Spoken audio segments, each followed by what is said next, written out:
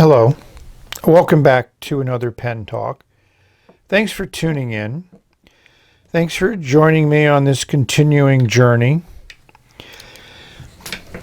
We're going to stay pretty much on the main road, but we're going to look around the main road, and we'll notice that I have here a pen that has caught in a little bit of buzz. The Wingsung 3013. Wingsung's first piston filler that I'm aware of, but I'm certain that, who knows, they have a long history and they may have made one before. And one of the reasons why this pen is so inexpensive is it comes in this very simplistic plastic sleeve packaging. And as we reveal the pen, the first thing you'll notice is that it feels substantial.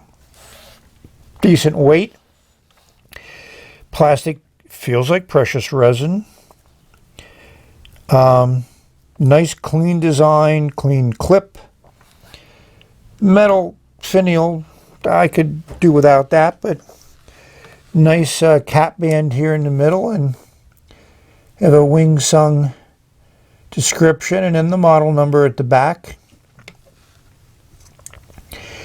At the filling end, nice blind cap, and it's faceted so it grips well in the hand. It's easy to turn. Only takes a few turns to take it off. And as we pull it up, it moves very smoothly. But as you'll notice later on in the video, I've taken this pen apart because I wanted to see how it came apart. And everything has been silicone greased. To me, it's like flushing a pen or cleaning the nib and feed. It's just something that I do because I can and I want to, and I want to make certain that the pen works well for me. And the filling mechanism, obviously, you push it down, and then at the end it opens up and pulls up ink. So when I push this down, I kind of expected the vacuum to pull it up, but it doesn't, because it'll do that with the Pen BBS pens. So it may not be to that high tolerance, but for the price, it's a great pen. Your standard Wingsung Pilot design nib there, nice, very clear section, and they did something to metallize the inner part of that section. You're still touching plastic when you use the pen. There's a nice O-ring to seal that cap, and it comes off with a little less than 2 turns. Yeah, you'll see that metal in there. Not certain why they did that. Was it an aesthetic look? I don't think it's a functional thing. But when you grip the pen, you grip it on a plastic section, which is nice.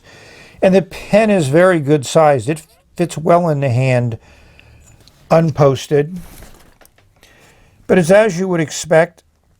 It does post nicely, but it makes for a long pen. And it doesn't post securely. So it'll stay there, but you know, it also is loose and can come off. So we're going to take a look at the guts of the pen, compare it to some other similar pens, ink it up, and see how this puts ink on paper. Yes, I took the 3013 apart, and I'll give you a little insight. This is actually the first part of the video that I taped. You know, I get the pen, I play around with it, but I'm not going to ink it up until I get a chance to show you what it looks like as received, which we'll look at before this one, but taped afterwards. First thing I want to look at is the cap, because it has a kind of like faceted, maybe diamond shape, you might say. You know, really nice clip, nice and sturdy. If we look inside there, we can see the screw holding this top finial, which also holds that clip in place. So hopefully they've made that screw out of something that is ink resistant. Some of the Wingsung's 3003 don't do that, and I've had the screws rust out. The barrel is really a straightforward design. So one of the things with vacuum fill pens is this part here where the piston goes up and down needs to be very straight. And then at the end it opens up, which allows this vacuum that builds up when you push it down to pull up ink. Here they've made the outer diameter bigger, so the wall thickness stays the same and it opens up. For other pens, particularly Pen BBS, they machine the inside to open up at the end to release the vacuum. This is injection molded, but it feels good to the hand. I mean, it feels substantial, certainly not something lightweight. Standard, we've seen in many pens the wing sung nib. And what makes it nice is you can replace it with a pilot nib. Or if you want to, use this nib in a pilot 78G, Kakuna, Metropolitan, keep going. They use a nice clear feed, which I've had in a number of wing sungs and it's worked well. And then the section, this loose O-ring is the one that was on the barrel. I just took it down because I saw two O-rings on top of each other. So for this section, it doesn't feel like that's metal in there. It could be thin aluminum, but it gives you that look. Doesn't really change the weight much. And I like the fact that this O-ring here is above the threads, so that'll keep the ink off the threads. Be nice if it was clear instead of black, but again, for a pen of this price, I'm certain they got whatever was the most economical from an O-ring perspective. So the piston assembly is done very, very well. I'm very impressed with the engineering, the design. It's easy to remove with this little cap here, reminiscent of the 698 that Wing Sung makes. You can see those facets there which fit into the top of the barrel. Two O-rings there to seal it, and this piston is pretty well sealed in there. So obviously I'm going to silicone grease everything when I reassemble this. And I'm certain there's a way of removing and replacing this piston rod if you need to, but I don't need to, so there's no reason to do that. It's nice that this top cap is faceted. It makes it a little bit easier to grip when you're turning it. And I think visually the pen looks very nice, feels substantial. So the next stage is to put it together, do some comparisons, ink it up, and see if this Wing Sung fine nib writes as we've experienced with many of them in the past. So here we have three pens that I would compare it to. The first one, which is also a relatively new pen, is the Pen BBS 268, the smaller Vac-Filler. So you have a pen south of $10, and I've seen some people say you can actually get it for under $5, but I didn't. Mine was over $10. The 268 is somewhere between $15 and $20, and right now this is just in clear, where this I think comes in colors. I'll verify that. I don't have a Vac 700, which people have said is more similar to the Wing Sung ones, but I do have the Vac Mini. And what is interesting here is this barrel is faceted, has a pattern into it, where here the barrel is clear, but the cap is faceted with a pattern in it. And then to me, my favorite vac filler is the 456 up here, which to me, weight-wise, ergonomic-wise, and of course it has a great Pen BBS nib, which you can easily swap out for many other number 6 nibs. Whereas the Wing Sung with the pilot design nib, you're more limited and you'd have less of a selection of nibs. So here we have them uncapped, not posted, as we hear the caps fall down that I put on the top of the cabinet. But this pen is certainly long enough without posting or anything else. The Vac Mini, you can screw on the cap and it gives you a nice long pen. And you can see that design here where they expanded. And these have ink in them. I don't have any other versions to show you, or I would. A nice number 6 nib in the pen BBS, and of course this one I put in a Nemosine 0.6 stub, which I'm really enjoying. Here you have the TWSBI nib, which is more similar to a number 5, and I would say this Pilot nib is probably more similar to a number 5 nib in size. The sections vary quite a bit between these pens. The Wing Sung holds its own. I think it's a good size, a little bit bigger than the 268, bigger than the Vac Mini, and even I think a little bit girthier than the 456. But all in all, I think Wing Sung has done a good job at making a good size pen, Vac-Filler, at a reasonable price. Let's see how it handles ink. So I didn't want to leave out the Vac Mini. I mentioned that the barrel has facets in it, but also the cap does too. But it also deviates from the other ones. It has this kind of smoky cap liner in it, where the other ones depend upon a ledge that the section fits up against, and of course Wing Sung added an O-ring down at the bottom. I'm going to try to do a live filming. Again, I'm trying to use ink that I haven't used before, so this may be hard to read, but it's the Noirette Blue from Franklin Christoph. They call it Formula 289, and it's a nice dark blue, so let's see how it works in the pen. So we notice I've drawn the piston all the way up. We're going to insert it into the ink above the section, and we're going to just do a straight push down, and it pulls up ink. So that's about half full, and that's about mostly what you get with a Vac-Filler. I'm not going to go through any process of putting more in there. That's probably 1.5 mils or more of ink. So that's enough to get us started. This is a good sized pen. Feels very good in the hand. Well made. You know, no extraneous tool marks or other marks to it. All the parts fit together well. Good engineering and good manufacturing. Yeah, the cap takes almost 2 turns to get off. No big deal. Threads feel good. And it fits fine. I mean, even though it doesn't post, it doesn't need to. And the pen is fairly light. And the section feels good in my hand. I like the fact that there's no cutouts on it, no angles, AK, you know, All-Star or Safari. Little flare out at the end, which I like because you know where you're at. The threads you can grip. That step up is pretty sharp, so if you're going to be holding it up there, which is a fair distance away from the nib, then it's not going to be comfortable, but certainly not unusable.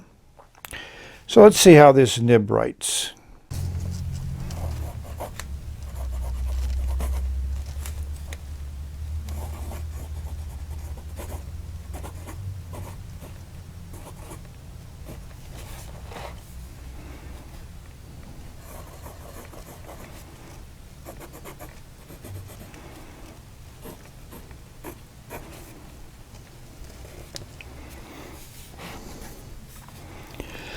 So I like the nib.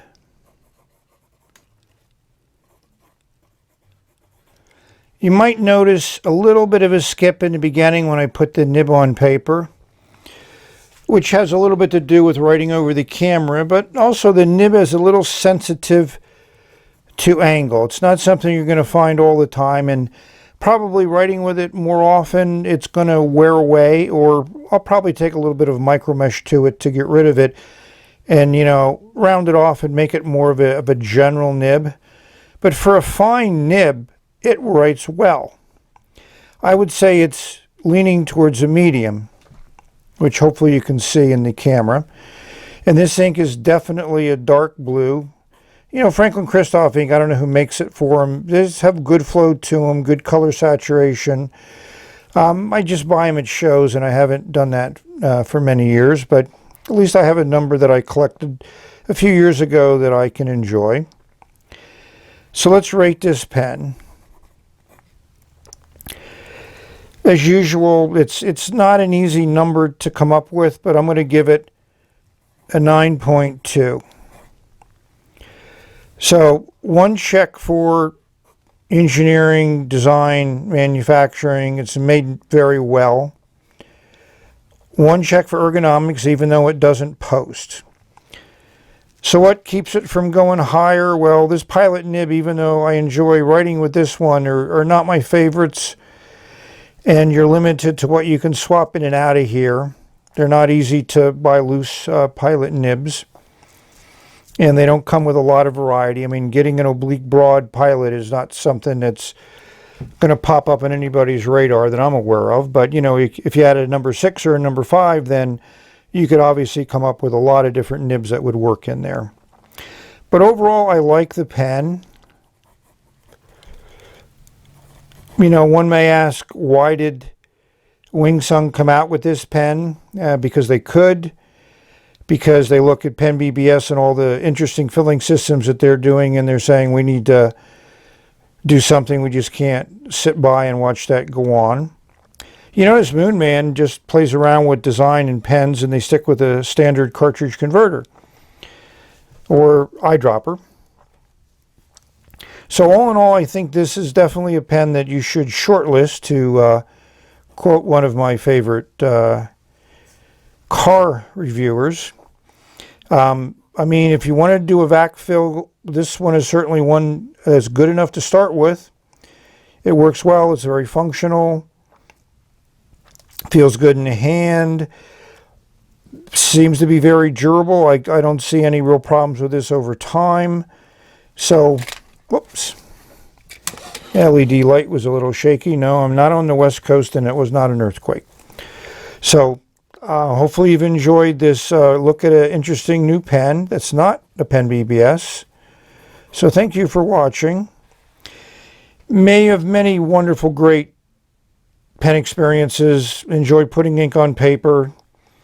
Enjoy the great variety that we have an opportunity to experience. So we've reached the end of this video. You notice I'm getting a little bit better, but still we're going to get some skips. Is if you rotate the pen and you get off of that sweet spot. Well, here are these feeler gauges because I wasn't happy with the nib in the Wing Sung 3013. So normally a 4mm is as thin as I start with, and it's also the thinnest one I have in this set. But in this case, I went up to 6mm. You could feel the resistance increase as you go up in thickness, and it didn't make any change, so I knew I had to do something else. So normally I use this board here, which is a nail polishing board, which has a coarse side, which is generally pink, a medium side, which is, I don't know, bluish, and then on the other side is a dark gray side, which is your polishing side. But that didn't help either. So I recently got this diamond coated polisher, sander, which has a coarse side and a finer side. And the finer side is probably a little bit coarser than the coarsest side on the board. And then this is my heavy duty one, which I think I might use for nib grinding. You know, even though if you're going to do it professionally, you're going to use a Dremel tool with a grinding wheel on it. But to me, you start out with something aggressive like this, and you know, diamond coated, it's going to cut through any type of tipping material on the nib. But after doing a few light figure eights, and depending upon the amount of pressure is how much forming you're going to do on the nib, I'm happy with the results, and let's see how that ink looks on paper now. So this pen was in my briefcase for a little bit this morning. I had a dog show to go to, and I figured in case I wanted to take some notes, I wanted to have a pen with me. And I'd cleaned out this pen yesterday, so it does have a little bit of a leakage problem.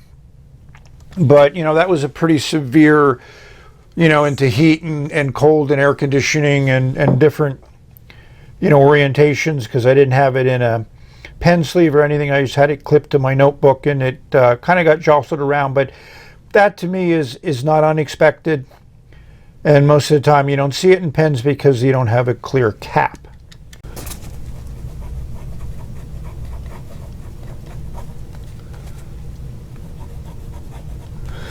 I mean, as soon as I did that cut where I did my figure eights, immediately when I put this nib back on paper, I was very happy with it. I mean, it is smooth, and it does put out a decent amount of ink. It was never a dry nib, but it was just inconsistent. So now it's much more consistent. And to me, I enjoy writing with it now.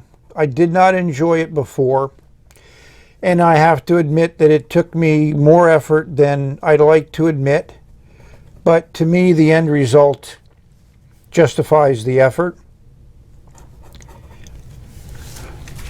So my comparison was this Wingsung piston filler, which I got, and it has a medium Wingsung nib. And you'll see, as we compare it to the one in the 3013, it's kind of an older style design, but you can see that I'm at the bottom for medium. And it has a similar tipping material on it, but this one I didn't have to do anything with. I loved it when it wrote first time out of the box, and you can see it is about 50% wider, so that would dictate a medium versus a fine, which is on the one on the top, which is a 3001 3 nib. And like I said, after doing that grinding on it, I'm very happy with how it writes now. I hate to admit that you may get one that writes fine. That's the challenge you have with these mass-produced pens, that they're not going to individually test them before they send them out.